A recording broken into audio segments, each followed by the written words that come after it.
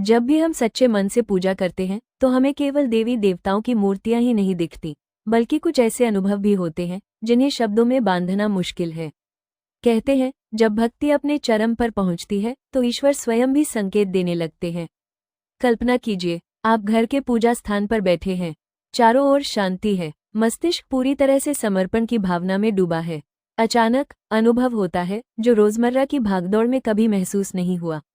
ऐसा लगता है जैसे किसी ने आपको भीतर से स्पर्श कर लिया हो, जैसे हर चिंता, हर बोझ किसी अदृश्य शक्ति ने अपने आप उठा लिया हो।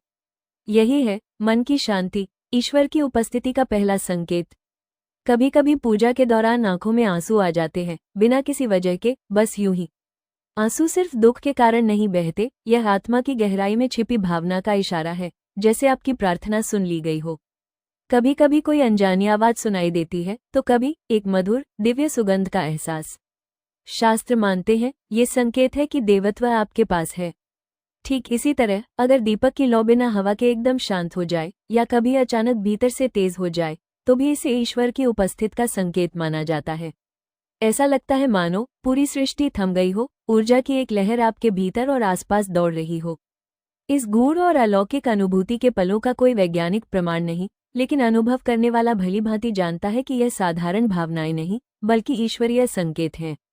ऐसे संकेत हर किसी को नहीं मिलते। कहते हैं सच्चे मन, सच्ची प्रार्थना और श्रद्धा से ही इनका अनुभव होता है। कुछ लोगों को पूजा के बाद अचानक अपनी अधूरी मनोकामना पूरी होते दिखती है।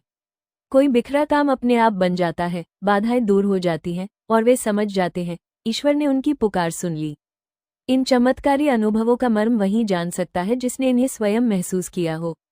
ये संकेत, ये अनुभूतियां हमें बार बार याद दिलाती हैं, भक्ति के मार्ग पर चलने वालों के लिए ईश्वर कभी दूर नहीं।